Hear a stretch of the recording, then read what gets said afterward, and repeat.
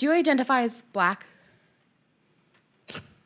No, it's a serious question because you might not identify. Can you please put the mic? Thank you.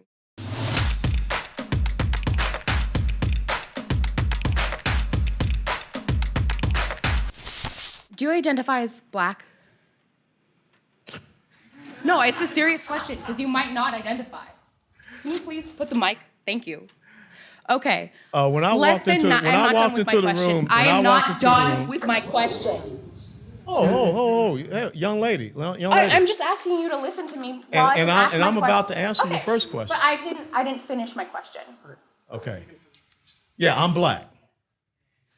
Less than 9% of the people in this room are Black, and we're all not here for you.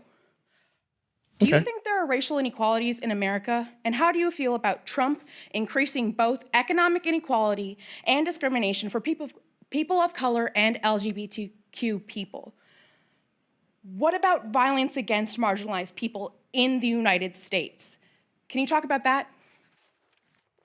Well, the subject was about, national security and foreign policy. But I will tell you that I think in the minority community and the Black community, I think they're pretty happy that unemployment isn't at an all-time low in the United States of America for Hispanic and Black communities, and that's the truth. As a matter of fact, overall unemployment is an all-time low. So if you want to break the pay gap or racial inequality gap, the most important thing is my parents taught me, who were Black, born and raised down South, was about equality of opportunity and not equality of outcomes. I would challenge you to read the book by a Black man by the name of Booker T. Washington called Up From Slavery, okay? That's fine. Because W.E.B. Du Bois is much better at describing the racial inequalities in America that you are denying that happen now. And to say that, we are better and unemployment is down is dismissing the fact that a lot of LGBTQ people are in trouble right now because of your administration. And a lot of Black I'm not people. in administration. I'm just a guy. I mean, here. you are supporting the administration, though, aren't you? I'm not speaking for the administration. Oh, okay. Sorry, I didn't know that. I'm just a private citizen. I'm just Joe Sixpack. Okay, I have a second question. I'm sorry for my tone. Previously, I was just frustrated. That's okay. I have 2 daughters. They talk to me like that often. Thank you. My question But I cut them off with their allowance. Well, you don't have that ability here. I know. My question is about national security, because I do feel like the KKK and white nationalists are threats to Black individuals in the United States.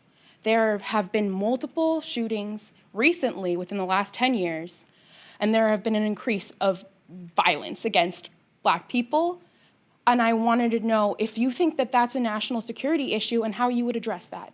Yeah, I think it's a national security issue right here in the south side of Chicago, where you have a combat zone going on, and Rahm Emanuel and everyone just seems to not care, or as well as in Baltimore or other places. And that's Black on Black crime. That's not KKK or whatever. What about white on Black crime? I'm sorry, but that's what I was asking. Okay, well then, have you ever heard of Margaret Sanger?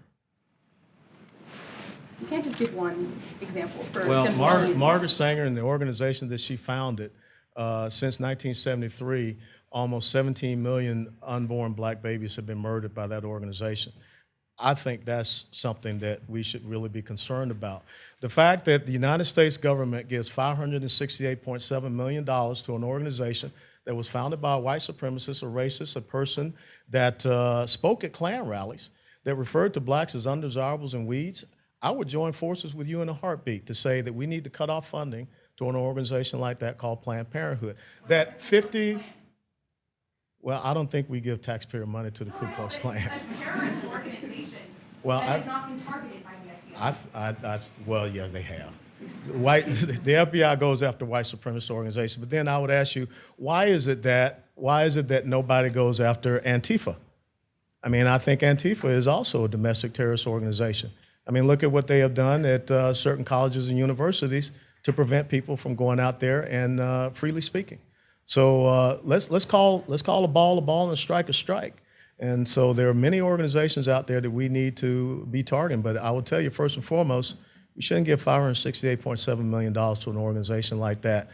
And if you do some research, I think between 50 to 55% of Planned Parenthood clinics are in Black communities. That's a travesty.